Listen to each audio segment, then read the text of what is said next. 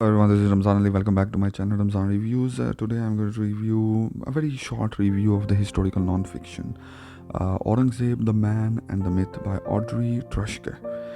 She is a historian and assistant professor at the Rutgers University, Newark. And I don't know, recently I have been very interested in the history of the subcontinent, and I wanted to study, not in any particular order, but just I started to look at the Goodreads, different books about Mughal Empire, before Mughal Empire, after Mughal Empire, and particularly after that, I would go into the um, history of Pakistan. I have started to read a book, the name Pakistan, a very short introduction by Pippa Virdee. So I will review that book later on. So let's just get into this book, Aurangzeb, the Man and the Myth by Audrey Truschke. This is a very short book. As the author explained in the start of the book, that she had no intention of writing any such book, but the book started with a Twitter post. I think so. Someone was commenting about the Emperor Aurangzeb, one of the most you can say notorious emperor in the history of subcontinent, in the history of the Hindustan, India, or was he just another emperor and he was very successful and he has been maligned by some people of the current era. So she tried to explain how the life of the Aurangzeb, actual life of Aurangzeb, can be separated from the myth that has been created on the name of the Aurangzeb, that he was an exceptionally evil person and an evil emperor, and he was very much biased against Hindus and Sikhs, and he particularly enjoyed killing, murdering Hindus and destroying their temples, and he also killed Sikh gurus, their spiritual leaders, etc. And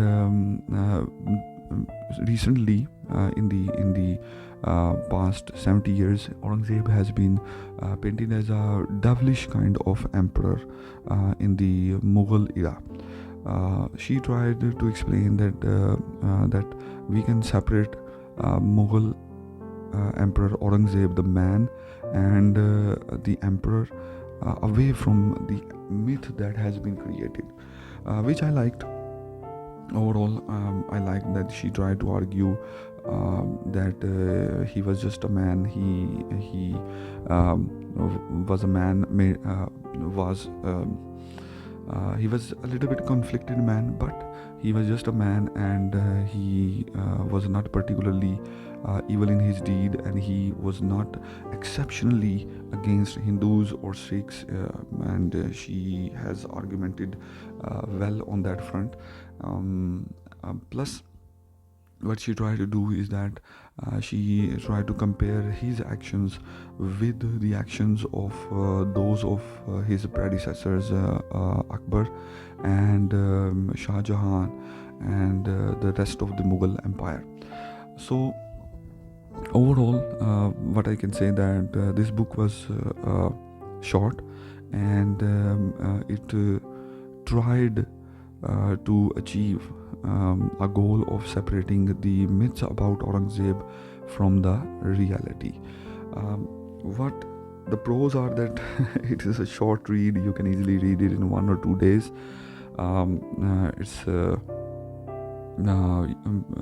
It's not very difficult to get into, and the cons are that you don't get very much data about all the things and all the arguments she is making.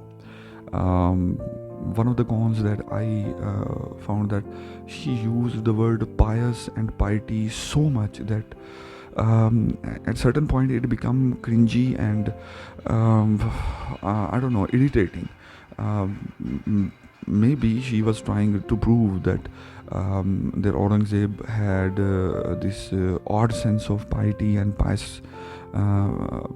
piousness in his brain that started when he imprisoned his father and his elder sister and killed his brother um, just to suppress the rebellion.